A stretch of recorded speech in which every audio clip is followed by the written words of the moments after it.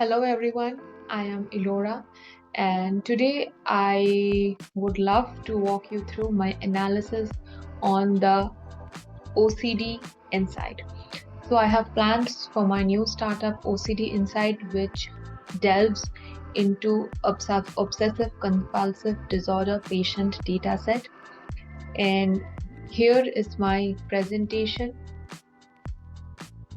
This mainly plans on unraveling the complexities of OCD through data-driven insights, and I will be attaching my YouTube link here as well.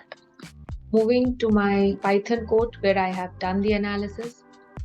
This is obsessive compulsive disorder and it affects daily life, and OCD Insight is my idea for a new startup. So let's delve into the data analytics.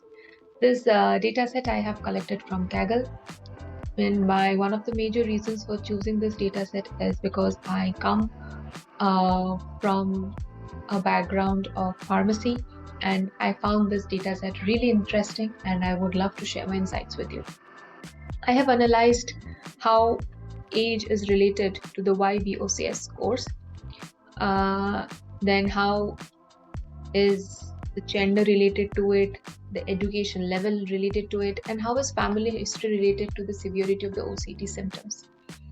Coming to the YBOCS scale, it is basically Yale-Brown Obsessive Compulsive Scale, which scores the obsessions and the compulsions to understand the severity of the OCD symptoms.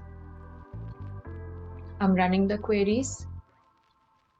So here to ignore the warnings, import warnings, then load the libraries, random seed, then loading the data specifying the path, then coming to checking the structure. And I run this query and I see that there is int and object data type. Data cleaning, what I did is I checked for nulls in the data set, then checking for duplicates. I have already checked for missing data, checking for duplicates. Then I'll run this query to understand the possible range of the data, the range of the values that are available in the data set. And we can conclude that there is no nulls and no duplicates in this data set, and the minimum and maximum values are within the range. So I'm moving further with the analysis. Just a note, the YBOC score, the scale is from 0 to 40, where it ranges from none, mild, moderate, severe, and extreme. Transforming the data, so changing the data type, changing the objects to category, and here I changed it to category, and we can see we have saved much space. Then changing the diagnosis date to date time. Yes, it has changed to date time. Displaying the max columns to get an idea how it looks. Then describe, and we can see here the mean age is about 47 years, minimum age of the patient is 18, maximum is 75. 3/4 are below the age 61 years and 1/4 is below the age 32 years. Duration of symptoms is from 6 months to 20 years, and about 3/4 of the patients have experienced the symptoms for about 15 years. That's a lot of time. Coming to exploring the data set, the top 5 rows, the tail, the shape. So we can say that there is the data provided for 1500 patients and there are 17 columns. Now, we will be adding new columns moving forward. The exploratory data analysis, binning and discretization I have done. So I have grouped the age based on teenager, young adult, middle-aged, like this. And here is the split. Running this query to understand proportions of each group and duration of the symptoms in month. Calculating the duration and with each age group, and then running this query, then running this query, and we can see that majority are young adults followed by senior. and the median age is 47 years, and the duration is 6 months to 240. Then I have done pivoting and duration of symptoms with the age, and we can see that for 48 years old, it's the max, 155 months, that's a lot. And even patient who is 18 years old has experienced it for 112 months, which is about 9 years. That's a lot. Melting, and we can see that OCD can be severe at any age. Coming to the relationship of age and duration, and here we can see the graph, and here I have attached the analysis. The severity of the OCD symptoms increases with the duration of the illness. Moving on to the next, where I have again creating groups based on the YBOCS scale.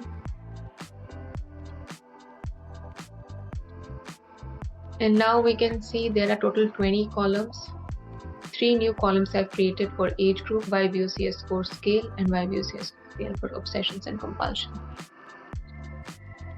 Then again grouping this based on the scales.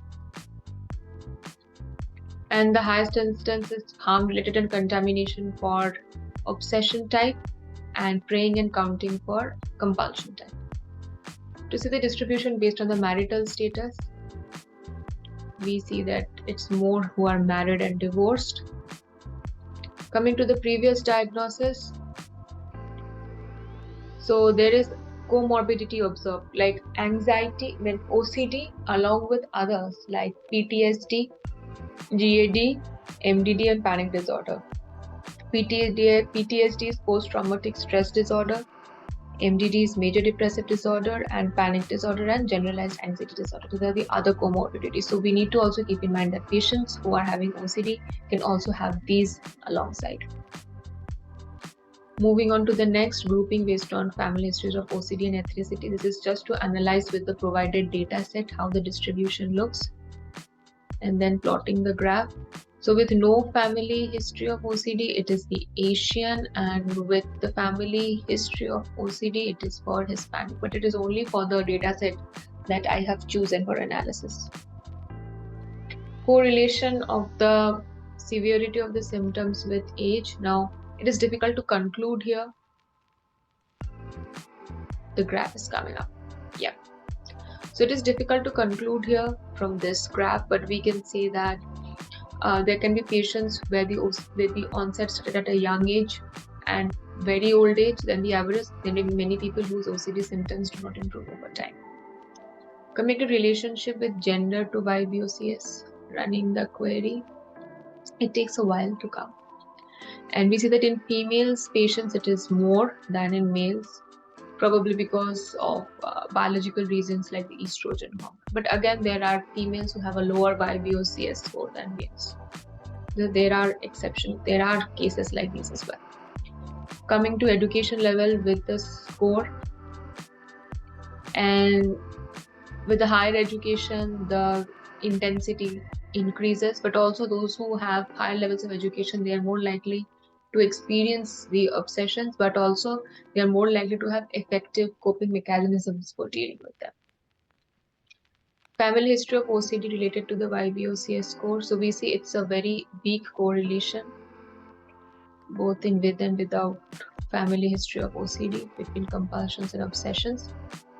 So patients with more severe obsessions are not necessarily more likely to have more severe compulsions and vice versa. These are weak, like we can suggest that the obsessions and compulsions may be relatively independent symptoms of OCD. Coming to the correlation matrix, it's a weak correlation we can see where most of it is positive, only age and the obsession score is negative.